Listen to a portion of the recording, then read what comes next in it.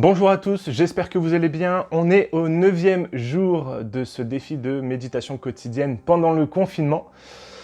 Comme je vous l'ai dit, je tourne ces vidéos à la chaîne. Je ne fais pas une vidéo par jour, je tourne plusieurs vidéos et je les publie au fur et à mesure. Donc soyez pas étonnés, je porte le même t-shirt qu'hier, mais c'est normal parce que pour moi, c'est le même jour. Aujourd'hui, on va répondre à une question Ask Flesh Me de Élie Tourelle.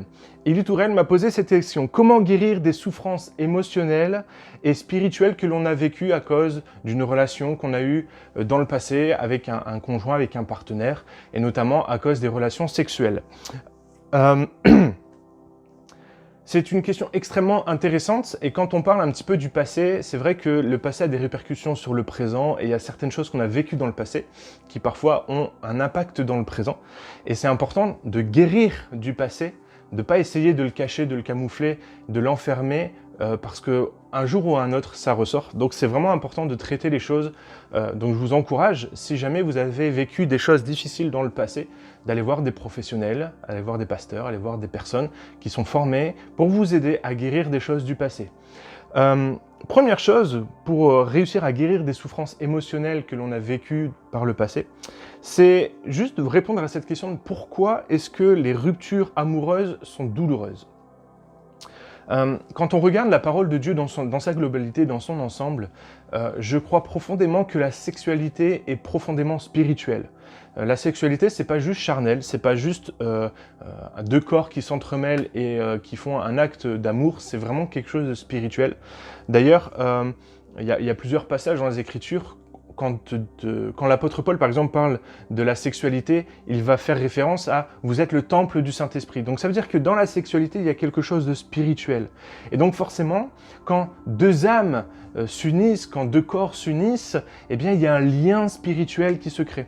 Et je lisais il y a quelque temps sur Instagram ce témoignage d'une fille qui disait « voilà, j'ai commencé à avoir des relations avec un ami vraiment très proche, on était intimes, on a fait des préliminaires, voilà, on était ensemble et j'ai lutté pour ne pas succomber à la tentation sexuelle et ne pas coucher avec lui. Et quand elle a rompu, vraiment c'était douloureux, c'était difficile à vivre. Et dans son témoignage, elle expliquait qu'elle a dû se poser, prier avec son père pour que les liens spirituels avec cette personne soient détruits. Je suis convaincu que c'est quelque chose de vrai, c'est mon deuxième point. Quand vous vous mettez avec quelqu'un, vous créez un lien spirituel avec cette personne. Régulièrement, vous allez vous rendre compte que la première fois, on s'en souvient. Le premier acte sexuel, on s'en souvient. Le premier bisou, on s'en souvient. Ne serait-ce que la première étreinte avec une personne, on s'en souvient. Pourquoi? Parce qu'il y a un lien spirituel qui se crée. 1 Corinthiens chapitre 6, verset 16, il nous est dit « Ne savez-vous pas que celui qui s'attache à la prostituée est un seul corps avec elle, car il est dit « Les deux deviendront une seule chair ». Il y a vraiment derrière la sexualité, derrière la relation, un lien spirituel qui se crée. Et pour guérir pour guérir des souffrances émotionnelles liées à une rupture, liées à une ancienne passion, je pense qu'il faut se mettre dans la prière et au même titre peut-être qu'une possession, au même titre que ces choses-là, eh bien on puisse se placer dans la présence de Dieu et demander à Dieu de briser les liens spirituels. Et dans ce témoignage, cette fille disait, voilà, à partir du moment où j'ai prié pour ça, je me suis placé devant Dieu et j'ai demandé que ces liens spirituels soient brisés, eh bien elle s'est sentie comme libérée. Et donc je t'encourage peut-être à faire cette même prière. S'il y a des souffrances émotionnelles liées à des relations passées, eh bien te placer devant Dieu et dire, Seigneur, je veux briser ces relations. Et peut-être qu'il y a vraiment des souffrances qui sont liées à cette relation. Eh bien, je crois que Dieu ne fait pas que guérir physiquement les gens. Je crois qu'il les guérit corps, âme et esprit. Et il est capable aussi de guérir les plaies du passé, les plaies émotionnelles.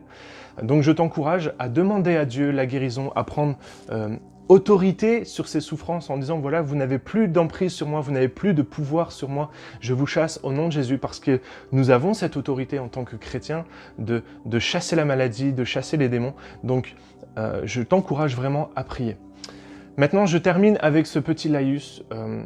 Je t'encourage, si vraiment les choses sont très difficiles et très délicates, à aller voir quelqu'un de compétent, de formé pour t'accompagner dans ta guérison psychique, dans la guérison de ton âme. Ça peut être un pasteur, mais il y a des pasteurs qui sont formés pour faire des thérapies de suivi. Donc c'est vraiment intéressant de le faire, je t'encourage à le faire. Si tu as besoin d'aide, n'hésite pas à me contacter sur les réseaux sociaux. On pourra voir ensemble quelles sont les choses à faire, ce que tu peux mettre en place. Voilà, j'espère que j'ai répondu à ta question et n'hésitez pas à en poser d'autres avec le hashtag AskFleshMe et j'y répondrai quand je pourrai. Voilà, cette vidéo est terminée, j'espère qu'elle vous a plu. En attendant, lis ta Bible, médite-la et mets-la en pratique. Bye!